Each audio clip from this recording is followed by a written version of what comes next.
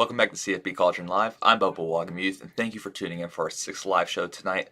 It's a little bit of an impromptu show. It's going to be really short, so all I'm going to do is our bets from last week and our bets for upcoming Week 7. We have a 5 a.m. flight to catch tomorrow morning, heading to Blacksburg this weekend to watch Miami, Virginia Tech. So I'll make sure to tweet out a bunch of videos and then post them up to my YouTube of the game, before the game. Hopefully we get on the field. Not sure, so we'll see about that. So let's get right into it. Let's go back and check out our Week 6 bets. So it was a solid week. We went 2-2-1, so finished the week 500. And we were really close to hitting 2 more bets as well. Purdue and Maryland. If you watched that game and you had the over, that one hurt a little bit. Now, the Maryland drive did get the push at the end of the game, but we were 60 on the dot. Missed Maryland field goal earlier in the game, caused them to go for 2 at the end of the game. So we landed down 60, but at least we didn't lose the bet. Utah lost outright. Didn't have a great showing. North Carolina covered easily against Miami. UConn ran the ball great against FIU, looked good against the Golden Panthers down there in South Florida. NC State, 1 point away from pushing, 2 points away from covering. The offense looked anemic the entire game. Thankfully, Jordan Travis' interception helped the Wolfpack out. They pulled out the win, but didn't get the cover. So, good teams win, great teams cover. So, NC State needs to step it up a little bit for next week. So, let's get right into the Week 7 bets.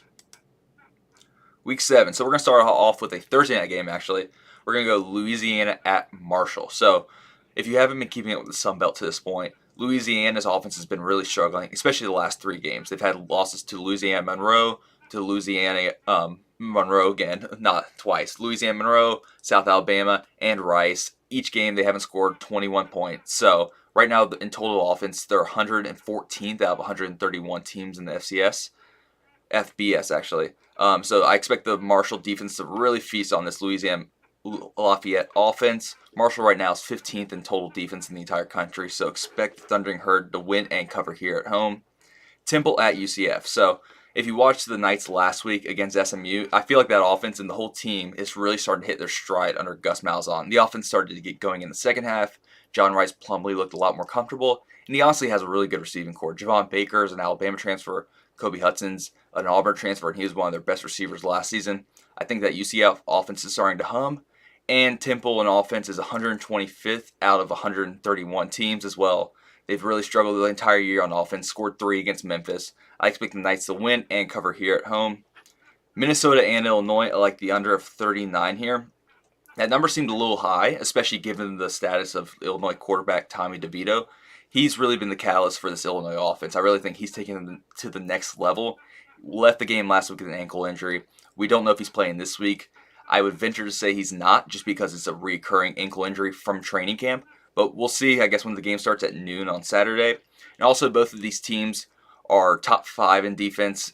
Total defense, Minnesota is number 1. Illinois is number 3. So expect a low-scoring defensive affair here. Wouldn't expect anything more from a Big Ten game.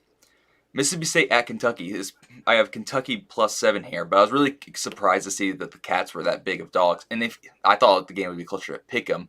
So, yes, Kentucky hasn't looked great the past 2 games. They lost outright last week against South Carolina as home favorites.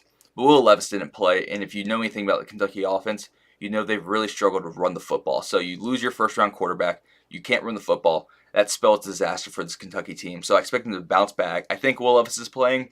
He said earlier in a press conference that he fully expects to play Week 7. So I like hearing it straight from the source, so I'll take the Cats here. Touchdown dogs at home. I think that's a big number. Clemson at Florida State.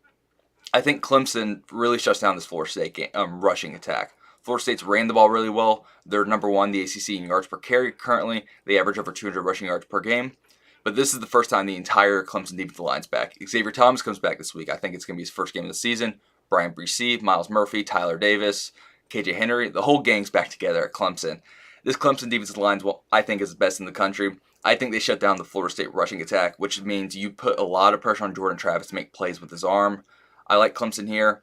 And if you're a Florida State fan, don't be too upset because I picked against the Noles twice, and they've covered in both of them, including last week. So, second to last game, we're going to go North Carolina at Duke. Carolina is really rolling right now.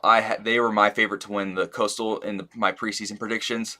They beat Miami last week. They don't play Clemson, which is a plus. I think they would get a big win at Duke this week. The line seemed a little short to me. I thought this would be closer to 10. I know Duke had a really good start to the season, but they're coming off back-to-back losses against Kansas and then a loss last week in overtime against Georgia Tech. So give me Drake May and the Tar Heels here, 7-point favorites on the road. And our last game of the week, this is a pretty popular pick. San Jose State minus 7.5. It's gonna be minus 125 bet at Fresno State. Fresno State's really struggled, especially on offense without Jake Haener. They only scored 14 against UConn. They scored 20 last week against a fledgling Boise State team.